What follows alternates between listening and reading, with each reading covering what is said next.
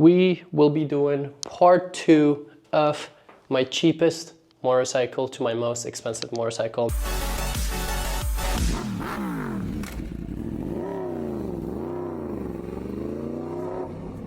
What is going on, you guys? Welcome back to the channel. Back with another video. This is technically my first video of 2025. I have been sick. I don't know if you guys can hear a little bit of my voice. Actually, the last video that I filmed was the garage video when we installed the floors and all that. You guys might notice that the garage looks a little bit different, a little bit nicer, a little bit cleaner. And that is because, yeah, as I said in the last video, we did a little remodel to the garage. And yeah, it looks a lot better now. Unfortunately, I'm doing 2 back-to-back videos with the garage. I haven't even gone a ride-in, and it's been about a week. 2025, too much partying for New Year's Eve, and I ended up getting sick. So yeah, today was the first day that I feel a little bit better. We will be doing part 2 of my cheapest motorcycle to my most expensive motorcycle, now that the collection is different with my 9 super bikes, hyper bikes, whatever you want to call it. But yeah, so there's a couple more over here too that you guys might not be able to see. Thankfully, I'm using the DJI, which just tracks me, and I just bumped into my $80,000 HP4 race. Get this video going. Again, sorry if my voice is a little bit off. And a much nicer garage too. Hopefully, maybe one day we'll get a bigger garage. I don't know, man. I actually was looking at it this year because my lease is over in like a month or so, and we're looking at places, and I don't want just a small move up. I want like a really big garage, which might require me to move to a different state that I have been visiting a lot one day. Maybe, maybe not. Just speculations. Just wanted to kind of throw a little hinting of what might be happening in the future. First things first, we'll start right away with the topic of this video, since the first one, cheapest to most expensive motorcycles, is, believe it or not, is the R1M. So last time when we did it, I had 2 bikes that were sold, which is the Super Duke and the Aprilia, which are technically my 2 cheapest besides the R1M. Technically, the R1M is a little cheaper. I'm counting this just MSRP besides mods. One day I did say that I want to do a part breakdown. Maybe this year we'll do a series of part breakdown of every single bike where I name like the major parts, something like that, and give you guys kind of like a total price for each bike, because there's about 5 at least to 10 to 15, and some bikes like the V4R where I've spent literally over $50,000 in mods, 40, 50, something like that in mods. So like some of these parts are very modified, but at least, you know, some of these bikes have like 5 to 10K in mods each. So there's a lot in mods, obviously, so this is not like a final price. We're just going base of MSRP. I'm not even counting tax. I'm not even counting dealer fees, and there's a lot of other like fees. So whatever price I say is not the final price, obviously, but based on MSRP, this is how much these vehicles are worth. And now I'm gonna show you guys the bikes instead of myself. So here we have her, my technically second in the collection that I got. The first one is the H2 back there. That was the first in the collection, believe it or not. But this was my second one. When I got the H2, I was like, I need a daily. And I ended up getting an 1199 Superleggera, which I wasn't a huge, to be honest, fan of. Wait, did I just say Superleggera? I guess I have Superleggera on my mind. I meant to say just an 1199, Panigale 1199, so it's not a Superleggera, unfortunately. If I had an 1199 Superleggera, I would have probably kept it. So yeah, I had an 1199, and that bike just wasn't as fitting for me. So sold that and got the beautiful R1M. I've always loved the Yamaha. The crossplane engine is like no other, super unique, one of a kind. And the R1M, I just wanted an R1 to be honest, but I was gonna spend a ton of money in carbon fiber and accessories, which I learned from modifying the H2. So I was like, might as well spend the extra money and get the R1M because it already has a ton of carbon and a ton of other pretty parts. So R1M is the first one, and that is coming in at, I believe, $26,000. So MSRP on these is between 26, 28, let's just say $26,000 for the Yamaha R1M. Obviously a ton of mods on this beauty. She is far from stock. We got the beautiful SC Project exhaust, which you guys are going to be seeing on a lot of my bikes actually. Shout out to Motivation and SC Project USA. Back then I actually, well, technically when I got this bike I did not work with SC Project exhaust, but when I started working with them I had the toes, which you guys did hate about this bike. But we worked with SC and got her a proper exhaust. If you guys didn't know, the first gen's R1M, this is literally the first gen R1M, by the way. And these ones came with titanium headers, stock from the factory, which I cannot find anymore. They're right there. But yeah, it came with stock titanium headers, which unfortunately the newer gens, when they updated them back in 2020, they got rid of that feature. So companies usually say it's a cost effect type of thing. So apparently they put a lot more money into modifying the electronics and improving them, and therefore to keep the cost the same and not have a huge jump, they took out the titanium headers. We see that with a few bikes actually, where the first gens had certain features and then such as more carbon, titanium, stuff like that, and they take that away for the sake of keeping the price similar, since they've poured a lot of money into pretty much upgrading electronics, suspension, whatever it is. So yeah, cheapest in the collection is my Yamaha R1M. Right after that, so this is technically the only one that is in the 20s, thousands of dollars. Right after that, we're jumping into the 30s, and I believe there is a tie, which is the Ninja H2 and the Honda Fireblade RRR SP. The H2 is my baby, and I feel like, to be honest, this bike should be a lot more expensive than this. Maybe that's subjective, maybe, just because she's my baby and I love this bike a lot. But we'll just start with this one, just because I feel like this ranks a little bit lower than the H2. But technically, they're both, I believe, $30,000 MSRP wise. So, $30,000 Honda. At first, I was never a huge fan of Honda. But when Honda released this Fireblade, I was really, really excited about it. I was like, wow, this thing actually looks absolutely menacing. And it just looks amazing, man. Like, I don't think you can deny that. I am very bummed that the new gens got rid of these. I think how these winglets are integrated into the front fairing gave it a big part of like the way it looks and how beefy the sides look, and then you still have the winglets. It's just like super, super clean. I think the new one looks kind of more like their 600, and so to me this with the original colors is definitely like my favorite. I do like the white one a lot, the I believe 30th or some year anniversary edition. At the time, I've only seen pictures of it, not in real life. If I saw it in real life, I would have maybe gotten that. I'd like it maybe slightly a little bit more, but I still love this because it's the OEM. If you guys notice, most of my bikes are kind of their heritage colors, just because I like when bikes represent their brand. Besides maybe the Rush. Rush is a little different, but this thing is kind of an art piece. So, but yeah, most of the bikes, like, you know, obviously the HP4 Race, the M1000RR, they're kind of like BMW color, MV Agusta color with the Super Veloce Oro.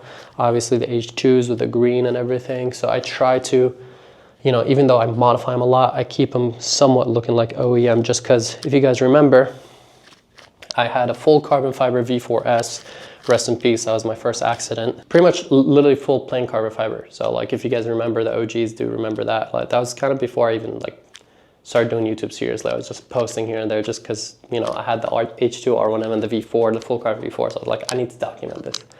And yeah, that bike almost, you can't tell it's a Ducati unless you come close to it, especially like when it's on the road. If you don't hear, if you don't know what it is, it's hard to tell. So I kind of didn't like that, and that's why I tried to keep the OEM colors of a lot of these bikes. So yeah, back to the Fireblade. This bike is absolutely amazing. I think it's totally worth the money. Because this thing, unlike the R1M, is actually really fast. This thing is more of a track weapon, you know what I mean? It's more than enough power and all that, but when it comes to horsepower, this is about like 200 horsepower. This has about 20 more horsepower. This is like 216, 217, and that's stock. This thing has velocity stacks, a full titanium exhaust system. Again, shout out to Motivation and SE Project Exhaust. If you guys want to get these awesome, best sounding exhausts, go check out Motivation. So yeah, full titanium system, tuned by BT Moto. All of my bikes in here, this should be tuned hopefully by BT Moto soon. The R1M, the Rush, the V4R, the H2R, not the H2, the Fireblade, and the M1000. All of these are tuned by BT Moto. The only bikes that are not yet are the HP4 Race, obviously because it's a full-on track bike. Also has a custom SC exhaust, the world's only HP4 Race, with an SC Project exhaust, something different, just because the big muffler, I know it looks iconic and all, but I had to hear it fully scream, and I do not regret my decision at all. absolute masterpiece. So yeah, this thing needs to be tuned as well by BT Moto and the Super Veloce as well, and then they'll all be tuned. This one isn't tuned by them just because like it already had a decent tune and I didn't have complaints about it, and it's a lot more work because it is dyno tuned. I have to take this bike to them, put on the dyno and all that, so that's why this one stayed as is, just because it already had a decent tune and it made over 250 wheel horsepower. No extra mods besides a full exhaust system, a very high flow air filter, and the tune. That's pretty much it. She ran good, so I kept her that way, and plus I used to race a lot and I beat a lot of fast vehicles with that thing. That's why I was like, she's good, you know, she doesn't need all that extra effort. But yeah, so like I was saying, full exhaust system, velocity stacks, BT Moto tune. This thing has all the bells and whistles and she never disappoints. This thing is super fun to ride. And a little spoiler for you guys that love the Fireblade, we're going to be getting somewhat of fresh content with this thing. I believe I will be taking her to the track in one of the next upcoming videos. So very soon this should be going to the track. Unfortunately, I was getting track fairings for this thing, but unfortunately they're going to come a little bit later for it. So, you know, I'll try to be a little more cautious with her so we don't ruin the beautiful OEM fairings. But yeah, I'm getting kind of a cool design, a custom design, where this thing is going to be, I'll just say black and red for now. So yeah, I'm very excited to install the aftermarket fairings, but if they don't come in time, I'm still excited to take this thing to the track because I believe this will be, if I put enough money and effort into kind of like learning this bike and maybe improving a few things such as like the cast wheels. I know that's the one complaint about this bike is that it came with cast wheels, and for a $30,000 bike I think should at least come with some sort of like forged aluminum wheels. Like they don't have to be anything crazy like carbon wheels, but at least some sort of forged wheels instead of these cast wheels, just because it's still a $30,000 bike and these wheels definitely weigh it down a lot. So it's my only complaint about the Fireblade RR SP. And for those of you guys that do not know, this bike is limited, just like the R1M. So the R1Ms, they have 300 made every single year worldwide. Well, every year that the R1M is made, which I believe is almost every single year. So it started off very limited since this is the first gen. But obviously as they started making them more and more, they became less and less rare since there's 300 every single year. As for the Fireblade, so far it's the same. There should be only about 300 in the world in 2020/2021. So productions were limited, and I believe there's only about 200 of them around. So yeah, a lot more rare, especially because it's newer. This is a 21 or 22, I believe, one of the first gens. So yeah, $30,000 bike right here. Jumping on to the third in the collection, which is the Ninja H2. It's crazy that, you know, out of 9 bikes, this is my third cheapest one technically. As you guys know, this is the OG of the channel. This is my baby. I don't care how many H2s, H2Rs, Tizzy H2s in the future I end up getting, this will never go away. She's my baby, my beauty. First gen Ninja H2, my dream bike. Technically, this is the bike that made me want to start riding the H2R, but this is a little unrealistic. It's a track only bike. It's also $60,000, $60,000 or $70,000. Ow. So it's double the price of a Ninja H2. So this was a little unrealistic for someone that, you know, isn't doing social media and just want a bike to have fun. This is pretty much as close as you can get for half the price, and you have lights and everything to make it street legal. $30,000, again, a ton of carbon fiber. A lot of people confuse this with the H2R because I did get these H2R winglets. Why is this so dirty? Whoa.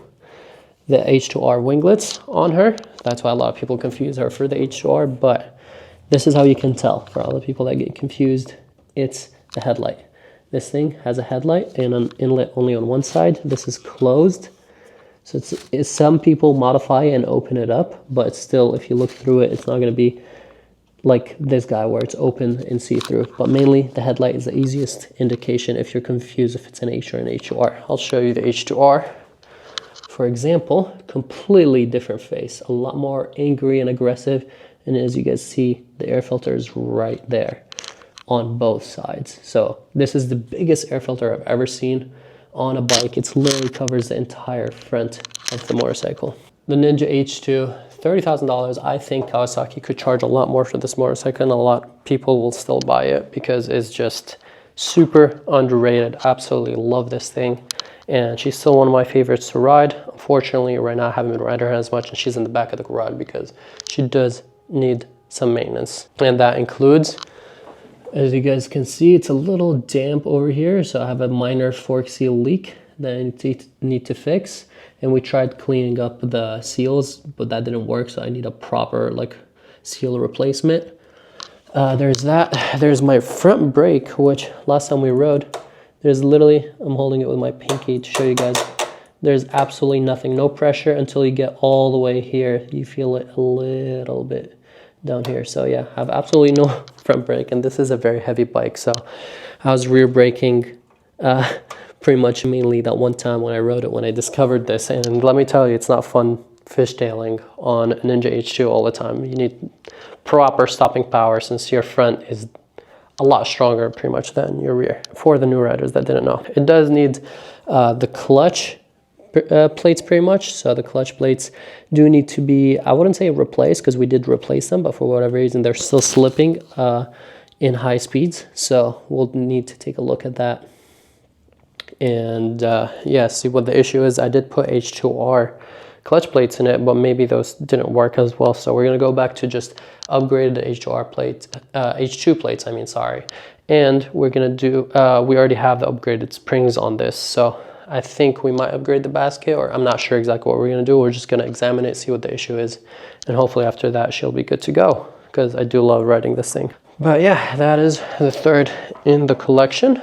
What is the fourth? Let's see, do we have something still in 30s? Are we gonna jump straight up? Yeah, we're jumping straight up. So we have one bike that's 26, 30, 30. Like I said, these are prices besides taxes and anything like that. Because, you know, where I live, taxes are pretty high. So it's the total price out the door is not going to be really close to 30, but we're just saving it as MSRP because taxes are different based on what state you live in, what country, X, Y, and Z. So we're just keeping this based on MSRP. I think the next bike is technically this one, which is the M1000RR, and I believe technically it's like $39,000. I just say 40 just because it's like right there. So it's just easy at $40,000. And like I said, just with like freight and setup fees, this is already like over $40,000. With taxes, this is close probably to 45 realistically, but we'll just call it at 40 because it's the closest to MSRP. So $40,000 bike right here, M1000RR, which is BMW's top current motorcycle. Now this is the first gen. They did come out with the new updated design that is like a more bubbly version, which I personally I can't say I'm not a huge completely fan of, because I like it because of the full carbon, but they also just recently updated, which I made a video about that I saw in person, that it's not full carbon anymore, but they did add like 6 horsepower. So I can't really hate on it just because, you know, the next gen after this, M1000, is full carbon, and you guys know me, I love full carbon, even though I do like this design a lot better. It just, I think, looks a lot more aggressive, a lot sharper lines, and it looks a lot more like a BMW. The new ones are a little too bubbly. I kind of always make fun of it and compare it to a sperm whale, because that's what it looks like to me. But yeah, this thing is completely stacked. This is what started my titanium obsession. Every single bolt on this bike pretty much is titanium. Everything that you see is titanium. Even the stuff that you don't see under this bike will probably be titanium too, like all the details. So yeah, and then from this, I got this obsession with titanium, and I've done a lot of other bikes such as the H2R, a little bit on the V4. The Rush has a ton of.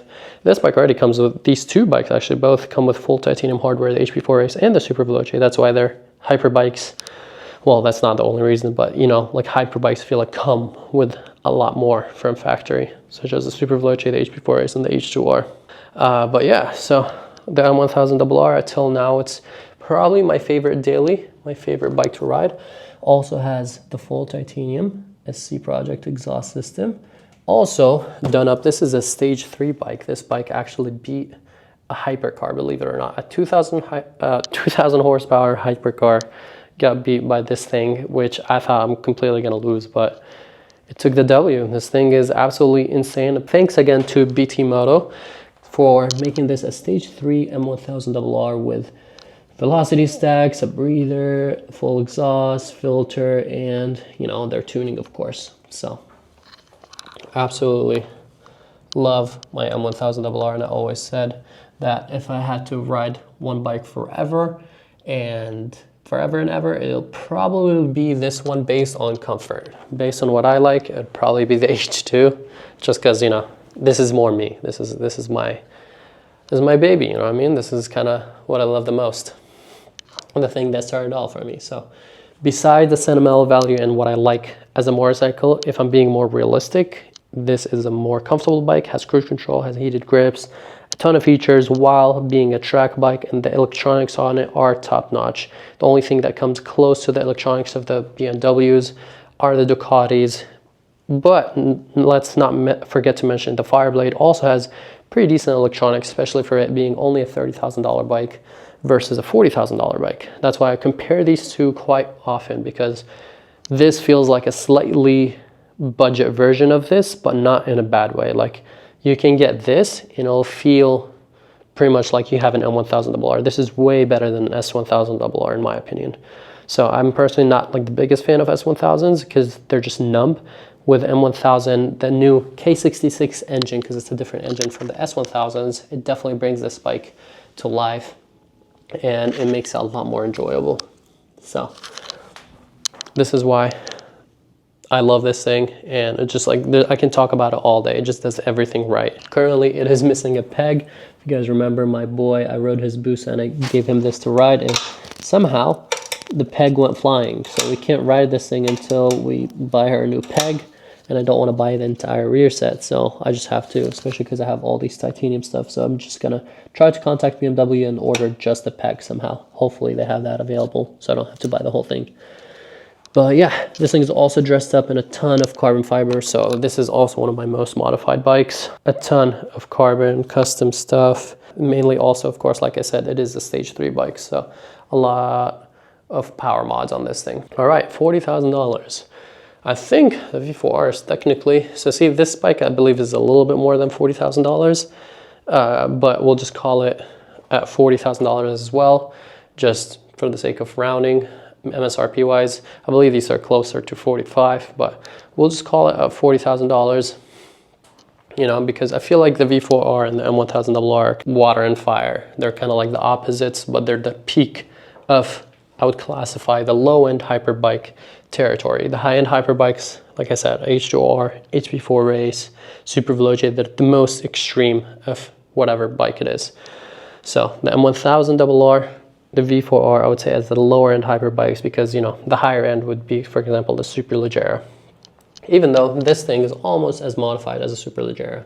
Definitely not exactly the same, because I do not have a full carbon frame, subframe, and a few extra stuff that are absolutely insane on the Superleggera, but this is as close as I can get to a Superleggera.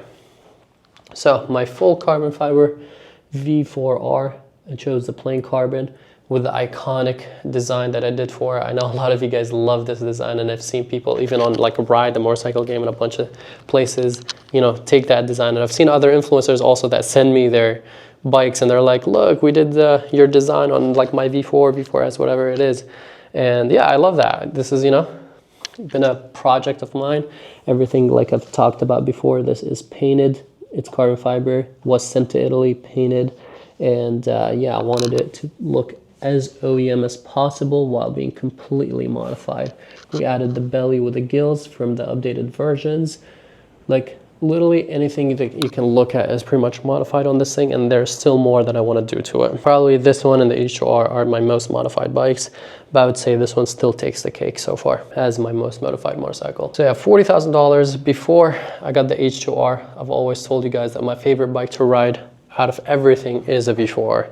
This bike is a perfect mix of absolute insanity while being super fun, and at the same time it has electronics good enough that help you kind of control the bike and keep her somewhat tamed. I wouldn't say you can tame this thing, but you know what I mean, if you really mess up, these electronics do come in handy and they do work and could potentially save you.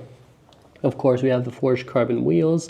Like I said, this bike, custom rotors, the full $6,000, $7,000, $8,000 exhaust. I forgot how much it costs, but it's a very expensive full titanium system. exhaust. It's a dual setup. And yeah, it's very expensive. I mean, just the exhaust and the tuning, the wheels, is about $15,000 to $20,000 in mods on this thing, just for those. Besides all the custom, as you can see here, it says Panigale V4R, and the Panigale, if you guys can't come on camera as well, but it's kind of a nice metallic silver to match the brushed silver aluminum tank. That is a signature look of the V4R and the special Ducatis like the SP as well. So, you know, everything is custom, cleared over, custom seats. Everything about this bike costs a lot of money because of not only the expensive, nice parts on it, most of the carbon is from Ellenberger, but also at the same time is just the fact that a lot of work was custom on this thing, like I was saying. We have a ton of forged carbon fiber accessories, just so it can kind of match the carbon fiber wheels a little bit, since the carbon wheels have forged and twill. So we have carbon fiber, forged carbon lever guards, we have forged carbon mirror block offs, and we have a tail tidy that is also forged carbon right here. Forged carbon and titanium, believe it or not. Even the license plate frame is forged carbon, believe it or not. So yeah, a ton of parts on this thing. So yeah, this might be $40,000, but I believe this thing currently, as it sits right now, is the most expensive bike in the collection with all the mods in it. So where are we at now? Let's recap real quick. 26, 30, 30, 40, 40. So next step up would be, we only have these right here left. Obviously, the hyper bikes are going to be the most expensive. So next up has to be the Rush. The Rush. This is a hyper naked bike, my only hyper naked bike now, or my only naked bike altogether now, since I've gotten rid of the Super Duke 1290R Evo. That's the one that I had. Love the bike, not rare, not cool enough for me personally, and especially I feel like the Rush is a lot cooler, and I never rode the Duke, so that's why I was like, if I'm keeping a naked bike, it has to be this thing. This thing is also, like I said, a $50,000 bike. There's only 300 in the world, as you can see right here in the plaque.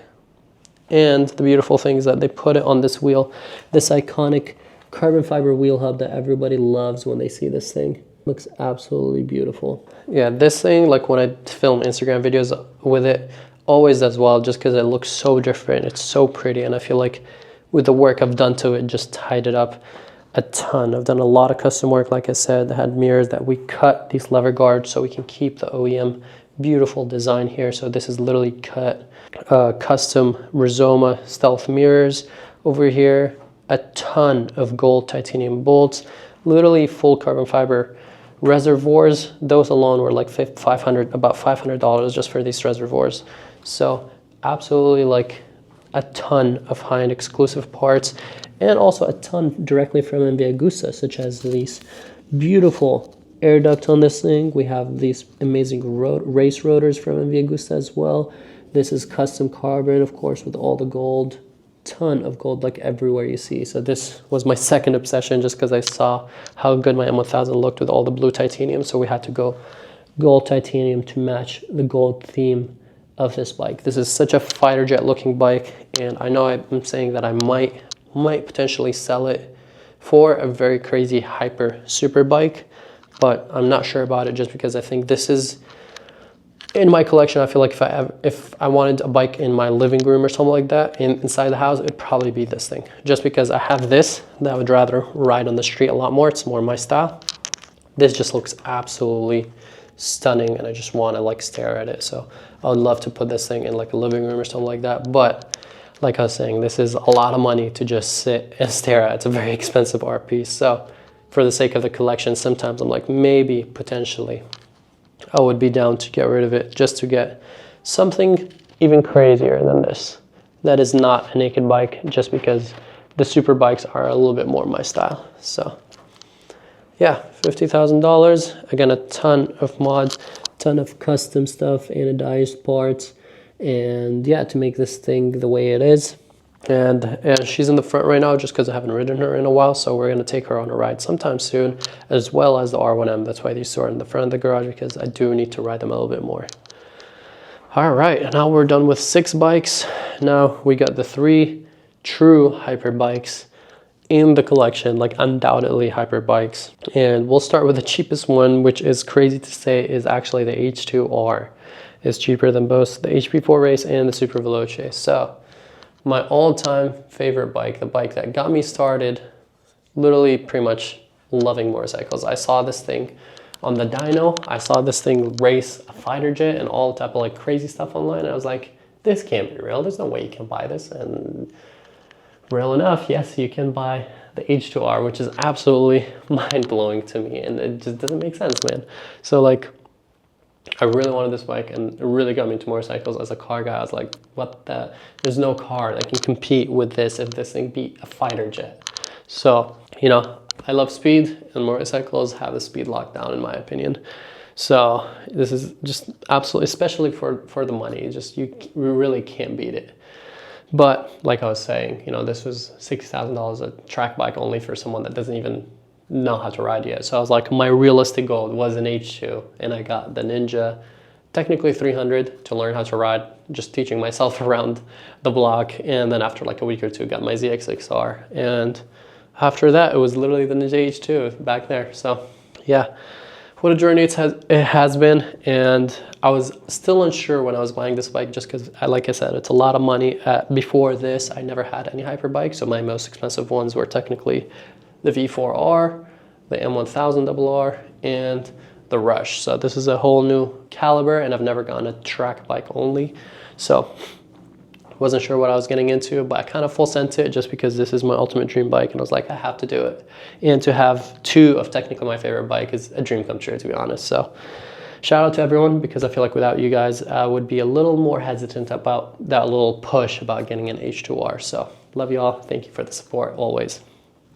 But yeah, I know you guys want to see this beauty, because who doesn't? I own this thing and I always love staring about it. Let's start with the controversial carbon wheels. So as you guys know, I have the same forged carbon wheels that were on my V4R, but I got them in green on the H2R with all these custom green titanium bolts. So absolutely crazy. At first I wasn't very sure about it, just because I feel like this is so iconic and I'm so used to this. So to go from this to something so different like this, I wasn't sure about it. But the longer I had it, the more it grew on me. Plus, this is why I decided to go full carbon on this thing. Back then, this was a satin finish, kind of like this tank. And because of that, I think the wheels were too kind of crazy to have a satin finish up top. So I did a full carbon fiber tail on this thing. As you guys can see, literally the entire thing is carbon fiber all around. And I think it balanced it out a lot better. It also has a full carbon fiber frame. This is not a cover. This is an actual subframe that is full carbon. Sorry, not the frame. This is the frame right here. So full carbon subframe.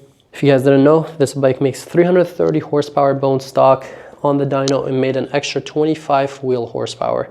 Now I'm not really counting the dyno numbers because this is a boosted bike. If you guys didn't know, this is a supercharged motorcycle, just like the Ninja H2. And you can kind of see the supercharger in red right there. You can see a little bit better on the other side, but I can't squeeze through there because it's so tight in this garage. But yeah, so 330 horsepower. I'm not counting what power figures it did on the dyno. If you guys want, you can go check out that video, because it is a boosted bike and we did dyno runs on 90-degree weather. And whatever air in the dyno room will never simulate how much air is actually going into this thing. Therefore, I feel like the power figures are not accurate. So I'm going based on what Kawasaki said this thing makes, which is 330 horsepower, and we made an extra 25 to the wheel. So extra 25 to the wheel is about an extra 35 horsepower, I'd say, 35, 40 horsepower crank. So this thing should be at around 370 horsepower, as is right now. High flow air filter, and it does come stock with a full titanium H2R iconic exhaust system, which is not the same as a Van Diemen pretty much. This is the H2R exhaust, which is exclusive for this bike. All these other brands try to replicate this, but obviously they can't copy it directly because this belongs to Kawasaki, to the H2R. So again, this thing has a ton of parts. Did we even say the price of this thing? Yeah, so this thing is $60,000. So we jumped from 50 with a Rush to 60 MSRP on this thing. These are made to order, so you can't just go into the dealership and get one. You have to literally submit an order through a small window. And I believe from all the research I've done, correct me in the comments if I'm wrong, but there's only about 30 something of them ever sold, which is absolutely insane. And it makes it my most exclusive motorcycle, my most rare motorcycle, if you would say. Absolutely love this thing. I can't get enough of staring at it. If there's another bike that I want a second of that is exactly the same, it would be this one. So even though I have the H2, I feel like they're different enough actually when you ride them that I'm like, I need another H2R. That being said, I'll give you guys a little teaser. So like I said, this $60,000 bike, this thing has a ton. Every single bolt you see is titanium. It's green titanium that is custom made for this bike. I've done a lot of cutting to myself with some of the bolts that didn't fit, but everything here is carbon and titanium. This thing didn't come with much carbon, actually, believe it or not. It came with the wings, the iconic H2R wings in carbon. It came with the front face and this kind of like front fender. I don't even know what you call this, but that's pretty much it. Everything else I've done to the bike. And I've decided to do, as much as I love this kind of satin chrome finish that is exclusive for these bikes, I am going to be doing a full carbon fiber build on this thing. I have recently decided actually, and I just placed an order like about a week ago or so for the side panels in carbon fiber. So that's coming next. And that's one of the last fairing pieces of this thing. So technically you could classify as a full carbon bike because I do have the carbon wheels and all the fairings in carbon. The only thing left is the tank, which, because we want to do it right, we're also going to be getting the full carbon fiber tank. I found a company that makes it, actually thanks to one of you guys in the comments. But yeah, somebody makes a full carbon fiber tank for this thing. It's a roll race tank, so it's kind of a smaller volume. It's a smaller tank, so I'm not sure how it's going to look. If I don't like the look of the tank, I'll probably move it and put it on the Ninja H2 instead. But, you know, just to make this the world's first full carbon fiber H2R, I had to do it. So we got the side fairing and we're going to be installing it sometime, hopefully soon. And then with a ton of more, I think I have other mods for it hidden back there.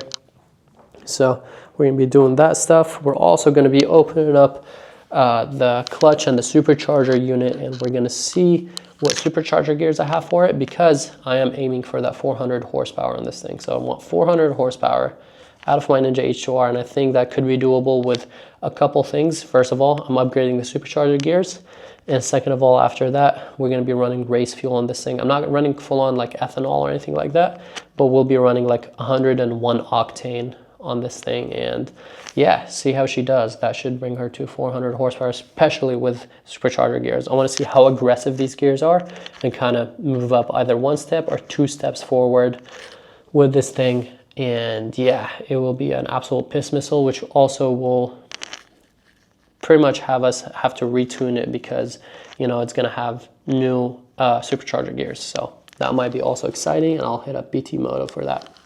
So we have that. Even links like this, if you guys see it down there, that's green titanium. Stuff like even the kickstand right here, I can't really show you guys. If you can see, even the link of the kickstand right here is green titanium. So the oil pan right here, all the bolts, titanium. Just like this thing is literally dressed up with green titanium. And yeah, as I said, it's my dream bike, so I'm going 100% with it, kind of like I did with the V4R. So we have rotors for it. We're going to be getting better calipers for it. We already have steel braided upgraded lines that are also in the lime green. So ton of stuff for it, a ton more stuff to go, both performance and aesthetic mods. And yeah, this will be, I feel like it already is the craziest HR in the world, but it's going to be on a complete different level. So I'm very excited for that. Yeah, $60,000, my garage baby. Well, not really a garage baby, because if you guys have seen the videos, we've hit 226 miles an hour on this bad boy so far. And yeah, I feel like it can definitely do more. So we'll be testing in the future when the rest of the mods come in. But yeah, the last two, holy, my mouth is dry at this point. Technically, the HP4 Ace is still my most expensive one in the garage. So next up would be the Super Veloce Oro. If you guys didn't know what this is a Super Veloce 1000 Series Oro. Just came out a few months ago. This is the new super sport hyper bike of MV Agusta. It's a $71,000 MSRP motorcycle, and that is mainly because of just the way she looks. I mean, can you deny that? I know the front is controversial to a lot of people, but to me it looks like Iron Man, which I absolutely love. So I absolutely love the way it looks. The retro look, but is also futuristic, is absolutely insane. The full bike is carbon fiber. It's actually, a ton of it is exposed forged carbon. I haven't done any carbon mods on this thing. It literally comes, as I said, full carbon fiber. As you guys can see, even the fairings all full carbon. Everything is full carbon. It's just painted over it. And look at the body lines on this thing. Just absolutely mesmerizing. And finally, I've always wanted an undertail exhaust, and in my opinion, this is the best looking undertail exhaust of all time. Just look how aggressive this looks. It literally looks like a fighter jet. A quad undertail exhaust, kind of resembling the OG R1 undertail quad exhaust, which I thought was super aggressive, but obviously this is done in a much nicer way, you know, full acro titanium exhaust with a ton of carbon on a much faster bike too. This makes 208 stock and currently has a full exhaust system, which should put it at 212, 215, especially after it gets dyno tuned. It should be even more than that. So as you guys can see, it has a really subtle Series Oro with a little exposed carbon showing that everything is carbon. It's just painted over.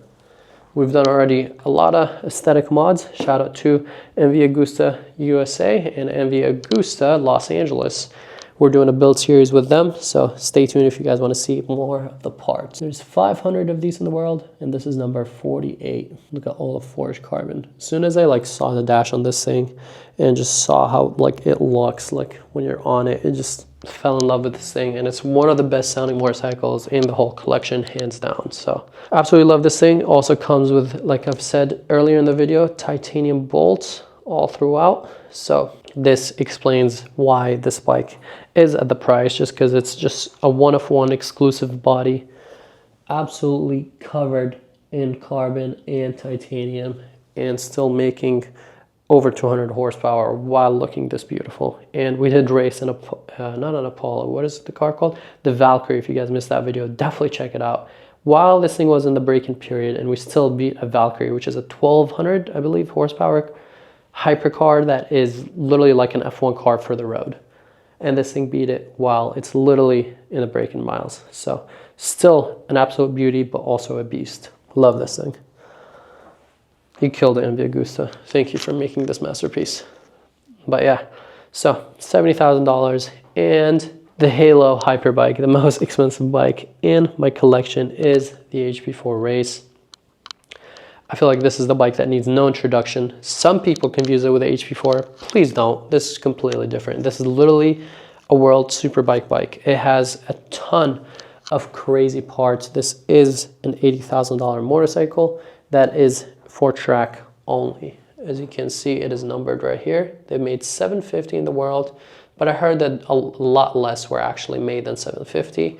Regardless, this thing is absolutely insane. The carbon fiber is like MotoGP level carbon fiber. It's not your regular carbon fiber on this thing. It has everything you can imagine and dream of. It has World Superbike calipers, nicely beautiful fork lowers, all machined and gorgeous.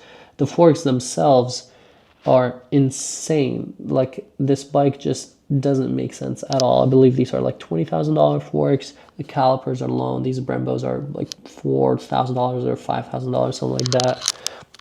This bike is the first in the world that came with a full carbon fiber frame. Look at this thing. This is not a frame cover. The actual frame of the bike is fully carbon fiber. How crazy is that? Just absolutely insane. This whole subframe is literally hollow. These bolts right here, I just loosened, wait, not even this one. It's actually not this one, sorry. It's this one and this guy right here. I just loosened these two bolts from both sides, 4 bolts, and the whole thing just slides right off. Race bike. So yeah, absolutely insane. we put the beautiful SE Project on it. Maybe I'll start this bike for you guys just because why not, you know. I can start this one since she's the most expensive one, give you guys a little sound test. We did also put some beautiful parts on it, like these Motor Corsa levers. This is literally like designer for motorcycles. Just some of the most beautiful parts ever made are from Motor Corsa, such as this exhaust I guess holder bracket for the Rush is also from Motor Corsa. It's absolutely beautiful pieces. Very expensive, but very beautiful. So it fits in for this bike perfectly. But yeah, the HP4 Race, one of the most craziest, can't even talk anymore. The most baddest, craziest motorcycle pretty much like ever, besides the H2R, that's still my baby.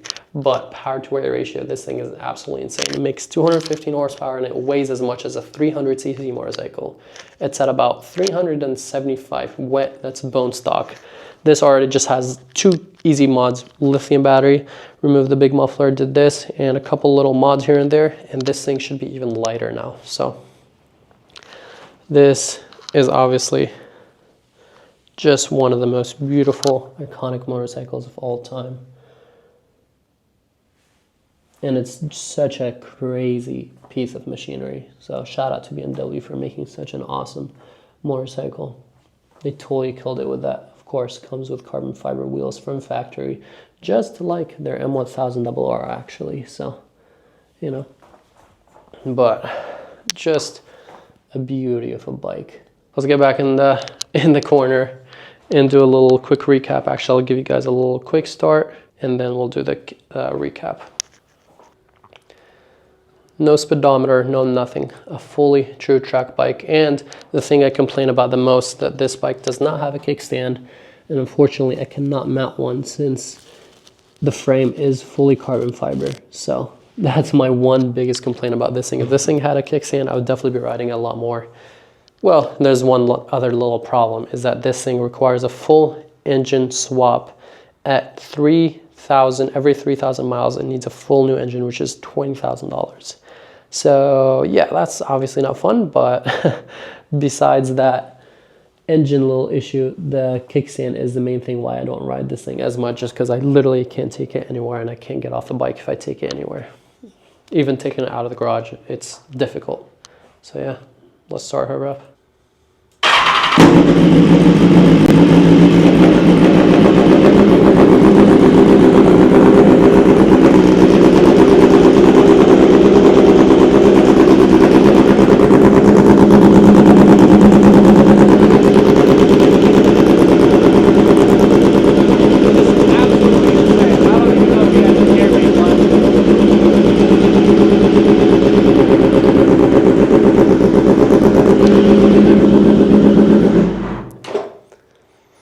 All right, let's kill it before we get suffocated in here in the garage with starting this thing. But I have to give you guys a little sound check because of the custom SE Project exhaust on it.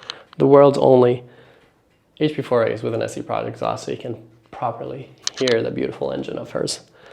But yeah, there you guys have it. Hope you guys enjoyed this little tour. One last quick recap for those that didn't want to watch this whole thing.